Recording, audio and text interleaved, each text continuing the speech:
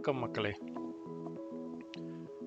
So இன்னைக்கு எக்ஸாக்டாக நான் இன்வெஸ்ட்மெண்ட் ஆரம்பித்து ஒரு 1 இயர் கம்ப்ளீட் ஆகுது. ஸோ இந்த 1 இயரில் நான் என்னென்ன பண்ணேன், நான் என்ன கற்றுக்கிட்டேன் அப்படிங்கிறத இங்கே ஷேர் பண்ணலாம் அப்படிங்கிறது தான் ஐடியா. ஸோ இப்போ நான் ஆரம்பிக்கும் போது இதுக்கு முன்னாடி கொஞ்சம் ஸ்விங் பண்ணிகிட்டு இருந்தேன் சின்ன கேபிட்டலில். அதுக்கப்புறம் நான் இன்வெஸ்ட்மெண்ட் ஆரம்பிக்கும் போதும் கேபிட்டல் அப்படின்னு பார்க்கும்போது பெரிய கேபிட்டலாக இல்லை, ஆல்மோஸ்ட் 1 இயராக அக்குமுலேட் பண்ணது தான். ஸோ இன்றைக்கி இருக்கிறது அப்படிங்கிறது நான் ஆரம்பிக்கும் போது சிங்கிள் டைம் கேபிட்டலில் நான் ஆரம்பிக்கல, கொஞ்சம் கொஞ்சமாக ஆட் பண்ணி அதிகம் பண்ணது தான். ஸோ இன்றைக்கி பார்க்கும்போது ஆல்மோஸ்ட் ஒரு 25% ப்ராஃபிட்டில் இருக்குது போர்ட்ஃபோலியோ. ஐ திங்க் நான் எக்ஸ்பெக்ட் பண்ணதை விட அது பெட்டராக தான் இருக்குது அப்படின்னு நான் நினைக்கிறேன். நான் ஆரம்பிக்கும் போது பெரிய ஐடியா இல்லை அப்படின்னாலும் ஒரு டார்கெட்டாக நான் யோசிச்சிருந்தது மேபி 25 to 30 அப்படிங்கிற மாதிரி. 30 அப்படிங்கிறது ரொம்ப பெரிய நம்பர் அப்படின்னு எனக்கு அன்றைக்கே நான் யோசிச்சிருந்தது தான். ஸோ ஒரு 24% அப்படிங்கிறது ரொம்ப நாமினலாக யோசிச்ச ஒன்று, 25 அச்சீவ் ஆகிருக்கு. So I think happy about it. So இதில் முக்கியமாக நான் ஷேர் பண்ணலாம் அப்படின்னு நினைக்கிறது ஒன்று, நான் ஃபாலோ பண்ண ஒரு அப்ரோச், அதுக்கப்புறம் எப்படி ரிஸ்க் மேனேஜ்மெண்ட் பண்ணினேன், ப்ளஸ் டைவர்சிஃபிகேஷன் என்ன பண்ணேன், இனி அடுத்தது என்ன பண்ணணும் அப்படின்னு நான் நினச்சிருக்கேன் அப்படிங்கிறது. ஸோ இது ஒரு பிகினர் லெவலில் இருக்கிற இன்வெஸ்டர்ஸ்க்கு ஐ திங்க் ஹெல்ப் பண்ணும் அப்படின்னு நான் நம்புகிறேன். ஸோ ஃபர்ஸ்ட் அப்ரோச் அப்படின்னு எடுத்துட்டா,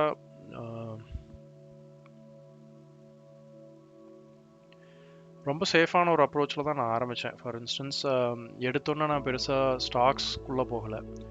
ஸோ நான் என்னோடய ஸ்விங் அப்ரோச், நான் எந்த அப்ரோச்சுமே என்னோடது எப்போவுமே மினிமல் லாஸ் அப்படிங்கிறதுல தான் நான் எப்போவுமே என்னோடய ஸ்ட்ராட்டஜியாக நான் யூஸ் பண்ணியிருக்கேன். ஸோ அதே தான் இங்கேயும். ஸோ அதில் எனக்கு ஓகே, லாஸை எப்படி கண்டெயின் பண்ண முடியும் அப்படின்னு நான் யோசிக்கும் போது ஃபஸ்ட்டு இருக்கிறதுலேயே சேஃபான அசெட்குள்ளே போய்க்கலாம் அப்படிங்கிறது. ஸோ நான் சூஸ் பண்ணது இண்டெக்ஸ். ஃபஸ்ட்டு ஆரம்பிக்கும் போது நான் ஜஸ்ட் நிஃப்டி, பேங்க் நிஃப்டி, இந்த 2 மட்டும்தான் நான் இன்வெஸ்ட்மெண்ட் அப்படின்னு நான் ஆரம்பித்தது. ப்ளஸ் அது கூட ஆக்சுவலாக இந்த 2ம் ரொம்ப சிம்பிளான பெட்ஸ், எக்கானமி மேலே இருக்கிற பெட் தான் இது. ஸோ எப்படி பார்த்தோம்னாலும் ஸோ லாங் டேர்ம் அப்படிங்கிறதுனால நான் ஒரு மினிமம் ஒரு 5 இயர் பிளான் அப்படின்னு யோசிக்கும் போது, ஸோ இந்தியன் எக்கானமி அப்படிங்கிறது எப்படி இருந்தாலும் நம்ம அப்வர்ட் ட்ரெண்டில் தான் இருக்கும் அப்படிங்கிற ஒரு பெட் அப்படிங்கிறது தான் இதில் இருக்கிற பெட். ஸோ ஆப்வியஸ்லி நமக்கு நிஃப்டியும் பேங்க் நிஃப்டியும் மூவ் ஆகாமல் அது நடக்கிறதுக்கு வாய்ப்பு இல்லை. Are the other way around, Indian economy அதிகமாகுது அப்படின்னா நிஃப்டி அண்ட் பேங்க் நிஃப்டி அதிகமாகுது அப்படின்னு அர்த்தம். It's directly interrelated. ஸோ அந்த பெட்டில் நான் பேங்க்ஸ் அண்ட் நிஃப்டி 50ல் நான் பெட் பண்ணேன். இது கூட சேர்த்து நான் இன்னொன்று பண்ணது என்னென்னா ஐடி இண்டெக்ஸ்.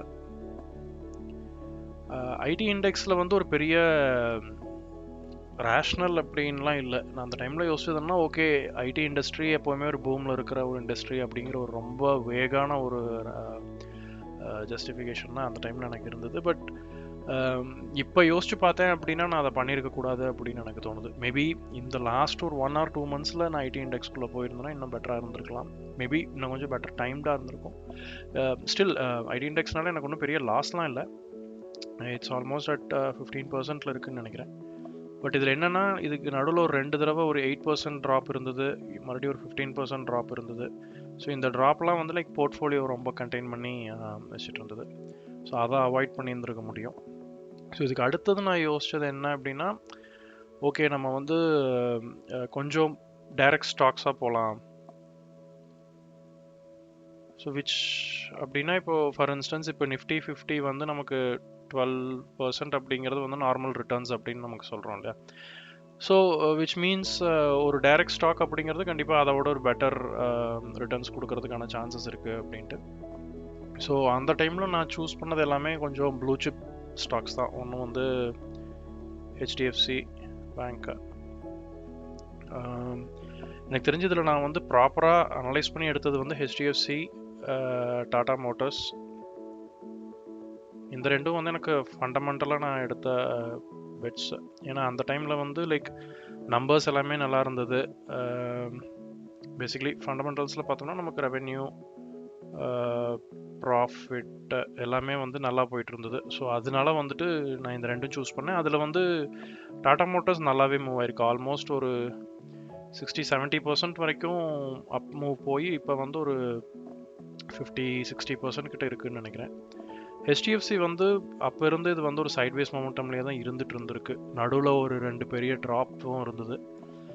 இப்போ ரீசெண்ட் மூவ்மெண்ட் அப்படின்னு பார்க்கும்போது இப்போ ஒரு 10% கிட்ட வந்திருக்கு. பட் அகெயின் ஹெச்டிஎஃப்சி மேலே எனக்கு பெரிய எக்ஸ்பெக்டேஷனும் இல்லை. ஹெச்டிஎஃப்சியில் நான் எக்ஸ்பெக்ட் பண்ணது அப்படிங்கிறதே ஒரு 10-15% மூவ் தான். அதுக்கு மேலே நான் அது ஒரு டிஃபென்சிவ் ஸ்டாக்காக தான் நான் யூஸ் பண்ணிட்டு இருக்கேன். ஸோ அதனால I think I'm okay with it. இது இல்லாமல் 2 பிஸ்னஸ் பெட்ஸாக நான் எடுத்தது வந்து ஒன்று ஜொமேட்டோ, இன்னொன்று வந்து ஐடிஎஃப்சி ஃபர்ஸ்ட் பேங்க். அதில் ஜொமேட்டோ வந்து ரொம்ப பியூரான பிஸ்னஸ் பெட். எனக்கு என்ன அப்படின்னா, இது நான் ஒரு வீடியோ கூட போட்டிருந்தேன்னு நினைக்கிறேன். இது ஆல்ரெடி ஒரு அப் மூவில் இருந்துட்டு இருந்த ஒரு ஸ்டாக். ஆல்ரெடி இது ரொம்ப ஸ்டீப் அப் மூவில் இருந்தது. அதில் வந்து நான் ஒரு மிட்வேல தான் வாங்கியிருந்தேன். அதுலேருந்து இப்போ எனக்கு ஒரு 70% மூவ் எனக்கு ஆல்ரெடி கொடுத்துருக்கு. இதோட பிஸ்னஸ் பெட் என்ன அப்படின்னா, லைக் இது ஆல்மோஸ்ட் ஒரு மோனோபொலி. ஸ்விக்கியை தவிர பார்த்தோம் அப்படின்னா இப்போதைக்கு மார்க்கெட்டில் இருக்கிற ஒரே மோனோபொலி தான். நாளைக்கு ஸ்விக்கி வந்து நான் ஐபிஓ இந்த இயர் வரும் அப்படின்னு எக்ஸ்பெக்ட் பண்ணுறோம். ஸோ ஸ்விக்கி வந்தது அப்படின்னாலும் எவ்வளோ தூரம் வந்து ஒரு மார்க்கெட் ஸ்பேஸ் வந்து ஸ்விக்கி எடுக்கும் அப்படிங்கிறதுலாம் நமக்கு ஒன்றும் தெரியாது. So I think Zomato will continue to lead. Maybe Swiggy நாளைக்கு வந்தது அப்படின்னா பிட்வீன் ஜொமேட்டோ அண்ட் ஸ்விக்கி வேணால் டைவர்ஸ்ஃபை பண்ணலாம், இல்லை ஸ்ப்ளிட் பண்ணலாம். ஐடிஎஃப்சி ஃபர்ஸ்ட் பேங்க் வந்து நான் பேங்க்ஸில் வச்சுருந்த ஒரு ஃபண்டமெண்டல் பெட். அகெயின் நம்பர்ஸ் வந்து இது ரொம்ப நல்லா இருந்தது. பிஸ்னஸ் வைஸும் வந்து எனக்கு எல்லாமே எனக்கு ஓகே அப்படின்னு தான் இருந்தது. இந்த மர்ஜர் ஒன்று தான் வந்து ப்ராப்ளமாக இருந்தது. பட் அது வந்து ஒரு பெரிய ப்ராப்ளமாக நான் வந்து கன்சிடர் பண்ணலை. பட் என்னென்னா இப்போ என்னோட இன்வெஸ்ட்மெண்ட்லேயும் நான் வச்சுருக்கிறதுல நெகட்டிவில் இருக்கிற ஒரே இது வந்து ஐடிஎஃப்சி ஃபர்ஸ்ட் பேங்க் தான். இது இன்னுமே வந்து -8% அந்த மாதிரியே தான். இது ஆக்சுவலி வந்து ஒரு ப்ராஃபிட்குள்ளே வந்த மாதிரியே எனக்கு ஞாபகம் இல்லை. அந்த டைமில் இருந்து ஆல்மோஸ்ட் ஒரு 8-9 months கிட்ட இது நான் வச்சுட்ருக்கேன். ஸோ ஐடிஎஃப்சி ஃபர்ஸ்ட் பேங்க் ஒரு ப்ராப்ளம் தான் எனக்கு இன்னமும். பட் ஐ ஸ்டில் பிலீவ் இதுவும் என்னோட டியூரேஷன் வந்து இன்னொரு 2 yearsஆவது இது போகணும் அப்படின்னு நான் எக்ஸ்பெக்ட் பண்ணுறேன். At some point of time இந்த நம்பர்ஸ் நல்லா இருக்கிறதுனால மேபி நாளைக்கு இன்னும் ப்ரைவேட் பேங்க்ஸ் ரேலி வந்து நமக்கு இன்னும் பெருசாக இல்லை. சப்போஸ் இன்ட்ரெஸ்ட் ரேட்ஸ் கட் ஆச்சு அப்படின்னா மூவ் ஆகலாம். பட் எக்ஸாக்ட்லி இன்னைக்கு வந்து ப்ரைவேட் பேங்க்ஸ் ரொம்ப ட்ராப் ஆயிருக்கு. இன்ஃபேக்ட் எல்லா பேங்க்ஸுமே ட்ராப் ஆயிருக்கு பட்ஜெட்னால. But I think it will revive. So இது வந்து நான் ஃபஸ்ட்டு ஒரு 6 months நான் பண்ணது இவ்வளோ தான். லைக் ஃபஸ்ட்டு இண்டெக்ஸில் ஸ்டார்ட் பண்ணேன். அதுக்கப்புறம் டைரக்ட் ஸ்டாக்ஸ், அதுவும் வந்து ஓரளவுக்கு டிஃபென்சிவ் ஸ்டாக்ஸ் தான். Like HDFC, tata. இது இல்லாமல் நான் பண்ண இன்னொரு ஸ்டாக் வந்து ஐடிசி. இதுவும் வந்து ஒரு தப்பான பை அப்படின்னு தான் நான் சொல்லுவேன் ஆக்சுவலி. ஏன்னா நான் வாங்கின டைமில் வந்து ஐடிசி ஆல்ரெடி வந்து ஒரு 70% மூவ் கொடுத்துருந்தது. ஆல் டைம் ஹையில் இருந்த ஒரு ஸ்டாக்கு. அப்போ வந்து இதோட ஃபண்டமெண்டல்ஸ் அப்படிங்கிறது வந்து கரஸ்பாண்டிங்காக வந்து பெரிய பூஸ்ட் இல்லை அப்படின்னாலும் நான் இது ஆக்சுவலி வந்து ஒரு மாதிரி சோஷியல் மீடியா வந்து ரொம்ப இருக்குது அப்படிங்கிற ஒரு இதில் வாங்கினது தான். லைக் இவ்வளோ நாள் மூவ் ஆனது இனிமேல் மூவ் ஆகாமல் போயிருமோ அப்படின்னு ஒரு ரொம்ப தப்பான ஒரு அசம்ஷனில் வாங்கினது. ஆக்சுவலி இது ரொம்ப நாள் பெரிய லாஸில் போகல. பட் 5-6% லாஸ்ட்லேயே தான் இருந்துட்டு இப்போ ஜஸ்ட் லாஸ்ட் 2-3 daysல தான் வந்து இது மூவே ஆயிருக்கு. இப்போ இன்னைக்கு வந்து I think it's 10% profit or something for me. But இந்த பை வந்து தப்பான பை. ரொம்ப நாள் வந்து ஸோ இந்த மாதிரி இருக்கிறதுலாம் என்ன ப்ராப்ளம் அப்படின்னா, இப்போ ஆல்மோஸ்ட் ஒரு 1 year, இப்போ சே ஃபார் இன்ஸ்டன்ஸ் இதில் ஒரு 15,000 நான் போட்டிருக்கேன் அப்படின்னா, அந்த 15,000 வந்து ஒரு 1 yearக்கு வந்து எந்த மூமெண்ட்டும் இல்லாமல் லாக் ஆகி நிற்குது.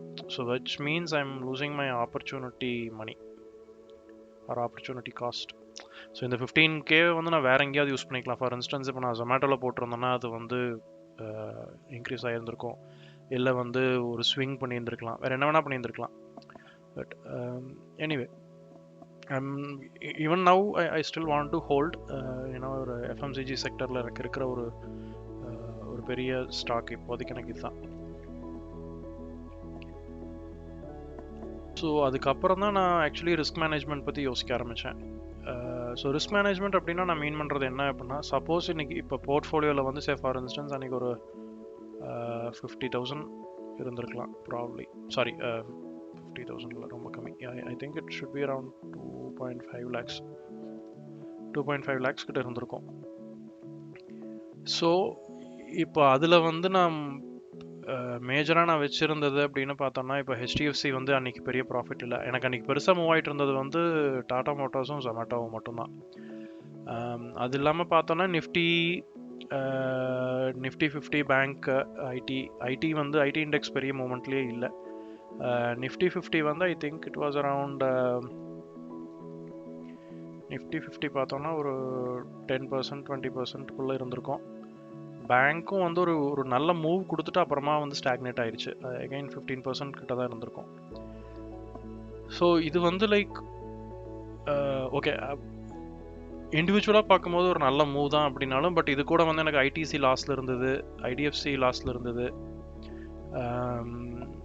ஸோ இந்த அகைன் ஹெச்டிஎஃப்சியும் வந்து ஒரு பெரிய மூவ்லாம் ஒரு ஆல்மோஸ்ட் ஒரு 5%க்குள்ளேயே தான் வந்து அதெல்லாம் மூவ் ஆகிட்டு இருந்தது. ஸோ இதை வந்து எனக்கு போர்ட்ஃபோலியோவாக பார்க்கும்போது எனக்கு ஒரு பெரிய மூவில் இல்லை. ஸோ அதனால நான் வந்து இன்னும் கொஞ்சம் ரிஸ்க் இம்ப்ரூவ் பண்ணலாம் அப்படின்னு நான் யோசித்தேன். ஸோ ரிஸ்க் இம்ப்ரூவ்மெண்ட் அப்படின்னா வந்துட்டு என்னோட ஐடியா என்ன அப்படின்னா, ஸோ இவ்வளோ நாள் வந்து நம்ம இண்டெக்ஸில் எடுத்துட்டேன். ஒரு மாதிரி ப்ளூ சிப் ஸ்டாக்ஸ் அப்படின்னு சொல்கிற இதில் கொஞ்சம் டிஃபென்சிவான ஸ்டாக்ஸ் அப்படின்னு வச்சுக்கலாம், அதெல்லாம் எடுத்துட்டேன். ஸோ அடுத்தது வந்து போர்ட்ஃபோலியோவை வந்து இன்னும் கொஞ்சம் பேலன்ஸ் பண்ணி இன்னும் கொஞ்சம் ரிஸ்க்கை ஸ்ப்ரெட் பண்ணலாம் அப்படின்னு யோசித்தேன். ஸோ ஃபார் இன்ஸ்டன்ஸ் இப்போ எஃப்எம்சிஜியில் வந்து ஐடிசி மட்டும்தான் என்கிட்ட வச்சுருந்தேன். அண்ட் ஐடிசி வந்து எனக்கு பெரிய மூவே கொடுக்கல. சப்போஸ் ஐடிசி ட்ராப் ஆச்சுன்னா, நடுவில் ஒரு ட்ராப்பும் இருந்தது. ஐடிசி டிமர்ஜர் அப்போ வந்து எனக்கு ஒரு ட்ராப் இருந்துச்சு. அதிலிருந்து அது சர்வைவ் ஆகி மேலே வந்ததுமே வந்து எனக்கு -5% அந்த மாதிரி இருந்துட்டு இருந்தது. ஸோ எனக்கு இந்த இதை வந்து ஸ்ப்ரெட் பண்ணுறதுக்கு நான் என்ன யோசித்தேன் அப்படின்னா, இது வந்து ஒரு லார்ஜ் கேப் ஸ்டாக் அப்படிங்கிறதுனால மேபி ஒரு மிட் கேப் வந்து உள்ளே கொண்டுடலாம், mid or small cap stock எதையாவது உள்ளே கொண்டுடலாம் அப்படின்னு நான் அனலைஸ் பண்ணி வச்சுருந்தது வந்து பெக்டர் ஃபுட். இது வந்து மே டைமில் நான் எடுத்திருந்தேன். லக்கிலி நமக்கு ஜூன் ஸ்டார்ட்டில் வந்து ஜூன் 4th எலெக்ஷன் ரிசல்ட் வந்த டைமில் ஒரு பெரிய ட்ராப் இருந்தது பெக்டர் ஃபுட்டில். இதுவும் நான் வீடியோ போட்டிருந்தேன் அப்படின்னு நினைக்கிறேன். ஸோ அந்த ட்ராப் அப்போ நான் எக்ஸாக்டாக வாங்கினேன். ஸோ இது வந்து எனக்கு தெரிஞ்சு ரொம்ப ஃபார்ச்சுனேட்டான ஒரு டைமிங். அது நான் எப்படி இருந்தாலும் பெக்டர் ஃபுட் நான் வாங்கியிருப்பேன். ஒரு நல்ல டைமுக்காக வெயிட் பண்ணிட்டு இருந்த டைமில் அந்த ட்ராப் நல்ல பெரிய ட்ராப் அப்போ இருந்தது. ஆல்மோஸ்ட் ஒரு 10% ட்ராப்னு நினைக்கிறேன். ஸோ அந்த டைமில் நான் இதை ஆட் பண்ணி இப்போ பெக்டர் ஃபுட் ஆல்மோஸ்ட் ஒரு 20%ல் இருக்குது. அது மட்டுமே இன்னொரு 2 மாதம் தான் நான் இருக்குது. 2 மாதம் கூட முழுசாக ஆகலை ஆக்சுவலாக. ஸோ எனக்கு இப்போ வந்து இந்த செக்டர் வைஸ் பார்க்கும்போது எனக்கு ஐடிசியோட லாஸை வந்து இது ரொம்ப ஈஸியாக எனக்கு மேனேஜ் பண்ணி கொடுத்தது. பட் இப்போ ஐடிசியும் மூவ் ஆக ஆரம்பிச்சிருச்சு. ஸோ ஆஸ் அ செக்டர் இது வந்து நல்லா போயிட்டுருக்கு. ஸோ இந்த மாதிரி வந்து நான் சிமிலர்லி இப்போ பேங்கிங்கில் பார்த்தோம் அப்படின்னா ஹெச்டிஎஃப்சி வந்து ஒரு லார்ஜ் கேப்பு, ஐடிஎஃப்சி வந்து எனக்கு லாஸில் இருந்துட்டு இருந்த ஒரு ஸ்டாக்கு. ஸோ எனக்கு இதை மேனேஜ் பண்ணுறதுக்கு நான் என்ன பண்ணேன், இன்னொரு 2-3 வந்து ஸ்மால் ஃபைனான்ஸ்லேயே வந்து ஆட் பண்ணேன். ஆவாஸ் ஃபினான்சியஸ் ஆட் பண்ணேன். அப்புறம் வந்து ஒரு I think Aditya Birla capital fund add பண்ணேன்னு நினைக்கிறேன். ஸோ இந்த மாதிரி ஒரு 2-3 மிட் அண்ட் ஸ்மால் ஸ்டாக்ஸை வந்து ஆட் பண்ணும்போது எனக்கு வந்து இதோட ரிஸ்க் வந்து இது ரிஸ்க் அப்படிங்கிறத விட இது எனக்கு மோர் லைக் பேலன்சிங் தி போர்ட்ஃபோலியோ அப்படின்னு நான் நினைப்பேன். என்னன்னா சப்போஸ் வந்து ஆஸ் அ செக்டர் இது ட்ராப் ஆகுது அப்படின்னா, இப்போ பேங்க் வந்து ரொம்ப ட்ராப் ஆகுது அப்படின்னா ஹெச்டிஎஃப்சி மாதிரி ஒரு ஸ்டாக் வந்து அதை எனக்கு ஹோல்ட் பண்ணி கொடுக்கும் ஓரளவுக்கு.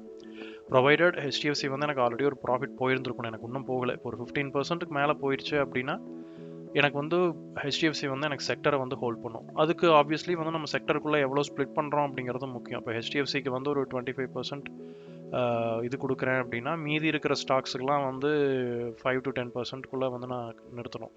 அப்போ வந்து நான் ஓவராலாக நான் பார்க்கும்போது எனக்கு அது சேவ் பண்ணி கொடுக்கும் அப்படிங்கிற ஐடியா.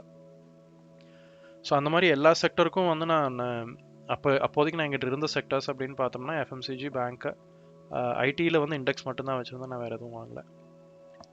அதுக்கப்புறம் புது செக்டர்ஸ் ஒரு 2-3 ஆட் பண்ணேன். ஒன்று வந்து கேபிட்டல் கூட்ஸு, அப்புறம் ரியாலிட்டி வந்து லைக் இந்த இயர் அப்படின்னா இந்த இயர்லேருந்து ரியாலிட்டி வந்து பூம் ஆகும் அப்படிங்கிறது என்னோட ஓன் அனாலிசிஸ். பின்னாடி இருக்கிற ரேஷ்னல் அப்படிங்கிறது ரொம்ப பெரியது. நான் பெரிய ரியல் எஸ்டேட்டுக்குள்ளே போயெல்லாம் அனலைஸ் பண்ணல. நான் ரொம்ப சிம்பிளாக யோசிச்சது என்ன அப்படின்னா, இன்ட்ரெஸ்ட் ரேட் கட் ஆகும்போது லிக்விடிட்டி அதிகமாகணும். ஸோ வந்து மக்கள் லோன் வாங்குறதுக்கு ரெடி ஆவாங்க அப்படின்னு நம்பிக்கிறேன்.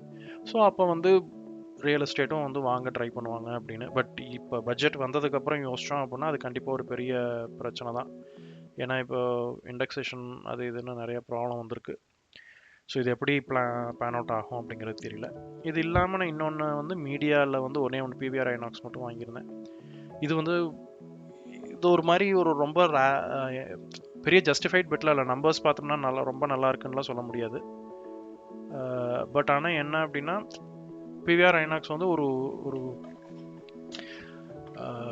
ரெக்கவரி ஸ்டோரி மாதிரி அதை நான் ட்ரீட் பண்ணேன். ஸோ இது இப்போ இருந்து வந்து நம்பர்ஸ் வந்து இம்ப்ரூவ் ஆகிட்டு இருக்கு. ஸோ இங்கேருந்து இது இம்ப்ரூவ் ஆகும் அப்படிங்கிற ஒரு ஐடியா. இது இல்லாமல் நான் ஆக்சுவலி இன்னொரு நல்ல பெட் எடுத்தது என்னென்னா renewable energy. Actually renewable energy வந்து கேபிட்டல் குட்ஸோட பார்ட்லேயே வந்துடுது. எக்ஸாக்டாக ரெனியூபிள் எனர்ஜியில், பட் அதுக்கான இன்ஃப்ரா மாதிரி சுஸ்லான் வாங்கியிருந்தேன். சுஸ்லானுக்கும் நான் வீடியோ தனியாக போட்டிருந்தேன். லைக் அந்த வீடியோ போட்ட டைமில் தான் நான் வாங்கவும் செஞ்சேன். ஐ think it was somewhere in June. இப்போ ஜூன் ரிசல்ட்ஸ் வந்ததுக்கப்புறம் லைக் இப்போ 2 நாள் முன்னாடி தான் ரிசல்ட்ஸ் வந்தது. நல்ல ரிசல்ட்ஸ் Q1 கொடுத்துருக்காங்க ஆல்ரெடி.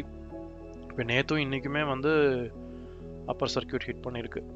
ஸோ சுஸ்லான் நல்ல மூவில் இப்போ இருக்குது. நான் வாங்கினதுலேருந்தும் அது எப்போவுமே லாஸ்ட்டில் போகல, ஓரளவுக்கு ப்ராஃபிட்லேயே தான் ஸ்டே ஆகிட்டுருக்கு. ஒரு ரொம்ப பக்கமாக வாங்கினது தான்.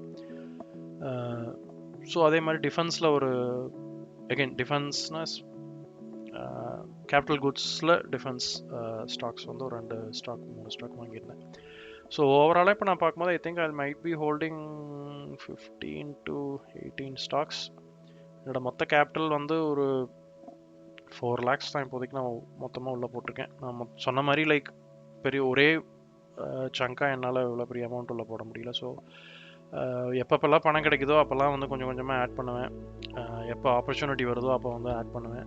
இல்லை வந்துட்டு மாதம் ஒரு 10,000 15,000 அந்த மாதிரி அந்த மாதத்தை பொறுத்து, இல்லை அந்த டைமில் இருக்கிற மார்க்கெட்டை பொறுத்து.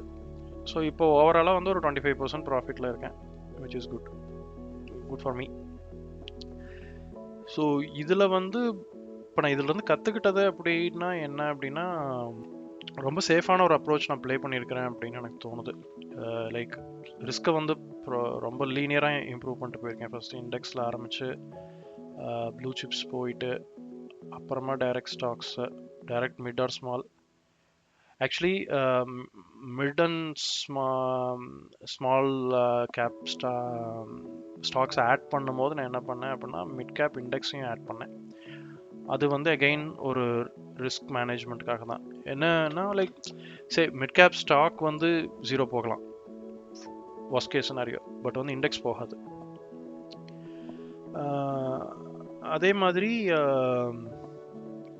இதில் எனக்கு அட்வான்டேஜாக ஒர்க் அவுட் ஆனது என்னன்னா லைக் 1 இயராக வந்து நம்ம ஆல்மோஸ்ட் ஒரு புல் ரனில் தான் இருந்துகிட்ருக்கோம். எஸ்பெஷலி டிசம்பர்லேருந்து அப்படின்னு பார்த்தோம்னா நிஃப்டி பயங்கரமாக மூவ் ஆயிருக்கு. அது வந்து லைக் போர்ட்ஃபோலியோவுக்கு எனக்கு அட்வான்டேஜாக இருந்தது அப்படின்னாலும், பட் எனக்கு பர்சனலாக யோசிக்கும் போது லைக் ஓகே நல்ல ப்ராஃபிட்டில் போகுது, நம்ம மறுபடியும் வாங்கலாம் அப்படிங்கிற அந்த ஒரு என்ன சொல்கிறது, அந்த ஒரு க்ரீடுக்குள்ளே நான் போகலை. என்னால் ஓரளவுக்கு ஸ்டேபிளாக இருக்க முடிஞ்சது. மேபி சைக்கலாஜிக்கல் பேலன்ஸ் அப்படிங்கிற மாதிரி இவங்க சொல்கிறது தான். ஸோ அதே மாதிரி வந்து சோஷியல் மீடியாவில் வர்றது எனக்கு தெரிஞ்ச அந்த மாதிரி நான் சோஷியல் மீடியாவில் வருது இல்லை வந்து எல்லோரும் வாங்கலாம்னு சொல்கிறாங்கன்னு நான் வாங்கினது வந்து எனக்கு தெரிஞ்ச ஐடிசி மட்டும்தான். அதுவும் வந்து நான் இன்வெஸ்ட்மெண்ட் ஆரம்பித்த ஒரு 2 மாதத்துக்குள்ளேயே அதை நான் பண்ணிட்டேன். அதுக்கப்புறம் எப்போவுமே அதை நான் பண்ணல. இன்ஃபேக்ட் அதுக்கப்புறம் வந்து சோஷியல் மீடியாலேயோ இல்லை நியூஸ்லேயோ ஹாட் ஸ்டாக்ஸாக இருக்கிறத எதையுமே வந்து வாங்கவே கூடாது அப்படின்னு நான் அவாய்ட் பண்ணிகிட்ருக்கேன். ஸோ அது வந்து சரி தப்பு அப்படிங்கிறத விட என்னால் அந்த கண்ட்ரோல் பண்ண முடியுது அப்படிங்கிறதே வந்து எனக்கு நல்லது அப்படின்னு பட்டுச்சு. ப்ளஸ் ஃபண்டமெண்டலாக நான் ஸ்டடி பண்ண ஆரம்பிக்கிறது வந்து ஆப்வியஸ்லி நான் ஃபஸ்ட்டு வாங்கின இப்போ ஹெச்டிஎஃப்சி வாங்கின டைமில் நான் பண்ண ஃபண்டமெண்டல் ஸ்டடியும் இன்றைக்கி இப்போ சுஸ்லானோ, இன்ஃபேக்ட் இன்னொரு இது கூட நான் வீடியோமாக பண்ணியிருந்தேன், பட் நான் வாங்கலை. வெல்காப்னு ஒன்று, இன்ஃபேக்ட் அதுவும் கூட ஒரு 20% மூவ் ஆயிருக்கு நான் வீடியோ பண்ண டைம்லேருந்து. அதை நான் வாங்கலை for some other reason. But நான் ஸ்டடி பண்ணுற மெத்தட் அண்ட் ஸ்டடி பண்ணுற டெப்த் வந்து அதிகமாக இருக்குது, which is good for me. இப்போ வந்துட்டு லைக் கால் நோட்ஸ்குள்ளே போய் பார்க்க தெரியுது, இல்லை வந்து அவங்களோட ரிசல்ட்ஸ்குள்ளே போய் Q ரிசல்ட்ஸ்குள்ளே போய் பார்க்க தெரியுது, இல்லை அவங்களோட வெப்சைட்டில் இல்லை நியூஸில் போய் அவங்களோட ஆர்டர் புக்கை பற்றி ரிசர்ச் பண்ண தெரியுது. ஸோ அதெல்லாம் வந்து எனக்கு இன்னும் ஹெல்ப் பண்ணுது அப்படின்னு நான் நினைக்கிறேன். எனக்கு இதில் டிஸ்அட்வான்டேஜ் அப்படின்னு சொல்ல மாட்டேன், பட் என்னெல்லாம் நான் இன்னும் பார்க்கல, இல்லை எனக்குன்னு இருக்கிற ரிஸ்க்ஸ் என்னென்ன அப்படின்னு பார்த்தோன்னா, நான் ஒரு பெரிய கரெக்ஷனை நான் ஒன்றும் பார்க்கவே இல்லை இதில். அதாவது கரெக்ஷனாக ஒரு மோர் தேன் 10%. அது வந்து இப்போ நான் எக்ஸ்பெக்ட் பண்ணுறேன். இப்போ நிஃப்டி வந்து ஒரு சேனலில் இருந்துகிட்ருக்குல்ல, ஸோ அந்த சேனலில் இருந்து அது பிரேக் பண்ணி கீழே வரலாம் at any point of time. வந்தது அப்படின்னா I think we will see at least 10 to 15% fall.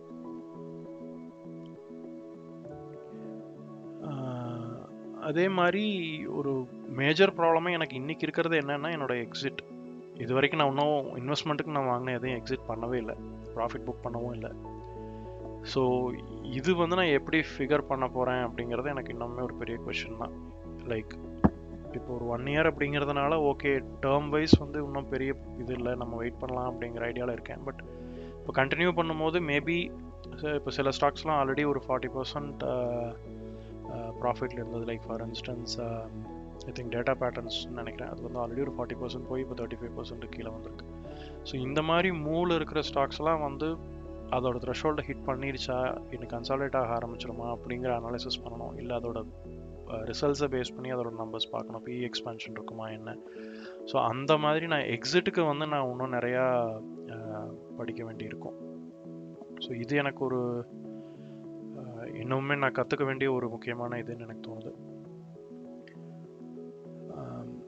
அப்புறம் வந்து ஒரு ஆப்பர்ச்சுனிட்டி ஃபண்ட் அப்படிங்கிற இதில் வந்து எனக்கு எதுவும் இன்னும் நான் க்ரியேட் பண்ணல. ஆல்சோ லைக் இதை நான் வந்து அப்படி கிடைக்கிறத வந்து நான் மேக்ஸிமம் ஸ்விங்குக்குள்ளே நான் கொண்டு போயிடுறேன். இது என்ன ரீசன் அப்படின்னா, எனக்கு கேபிட்டல் நான் இன்க்ரீஸ் பண்ணணும் அப்படின்னா, நான் முன்னாடியே சொன்ன மாதிரி என்னோடய கேபிட்டல் வந்து ரொம்ப லிமிட்டட். ஸோ அப்படிங்கும்போது என்னோட ஐடியா என்ன அப்படின்னா, ஒரு ஒரு ஒரு 20,000 இருக்குது அப்படின்னு வச்சிட்டோம்னா, அதில் வந்து ஒரு 15,000 வந்து நான் இன்வெஸ்ட்மெண்ட்டுக்குள்ளே கொண்டு வரேன்னா which is safe play. But இந்த ரிமைனிங் 5 வந்து நான் ட்ரேடோ இல்லை ஸ்விங்கோ பண்ணலாம் அப்படிங்கிறத என்னோட ஐடியா. ஸோ ட்ரேட் ஆக்சுவலாக நான் ட்ரை பண்ணேன் நடுவில், அதை பற்றி நான் ஈவன் டெய்லி வீடியோஸ் கூட போட்டுட்டு இருந்தேன். இன்ட்ராடே இண்டெக்ஸில் வந்து ஆப்ஷன் பை பண்ணிட்டு இருந்தேன். But that did not work well. அது வந்து நான் லாஸ்ட்டில் தான் முடிஞ்சது எனக்கு. ஸோ அதை நான் மறுபடியும் இன்னும் கண்டினியூ பண்ணலை. பட் ஸ்விங் ஒன்று வந்து நான் ஃபஸ்ட்டு ஸ்விங்கில் தான் ஆரம்பித்தேன், எனக்கு அது நல்லா போயிட்டு இருந்தது. இப்போவும் வந்து ஆக்டிவாக ஸ்விங்கில் ஒரு 50K உள்ளே வச்சுருக்கேன். ஐடியா என்னென்னா, இந்த 50Kலேருந்து எனக்கு எவ்வளோ வந்து ப்ராஃபிட் வருதோ, ஒரு 10K வருது அப்படின்னு வச்சிட்டோம்னா, அந்த 10Kவை வந்து நான் மறுபடியும் இங்கே இன்வெஸ்ட்மெண்ட்டுக்குள்ளே கொண்டு வந்துக்கலாம் அப்படிங்கிறது தான் ஐடியா. அகெயின் இப்போ இருந்தும் நான் இன்னும் ஃபர்தராக கேபிட்டல் இன்க்ரீஸ் பண்ணிகிட்டே தான் போயிட்டுருப்பேன். பட் இந்த மாதிரி வந்து நடுவில் கொஞ்சம் மல்டிப்ளை பண்ணுறதுக்கு எனக்கு தெரிஞ்சு இன்ட்ராடேவோ ஸ்விங்கோ வந்து ஹெல்ப் பண்ணும் அப்படின்னு நான் நினைக்கிறேன். அது வந்து I have to decide on which to choose. So இப்போ 1 yearல லைக் கற்றுக்கிட்டது அப்படின்னா யோசிச்சோம்னா இதுதான்.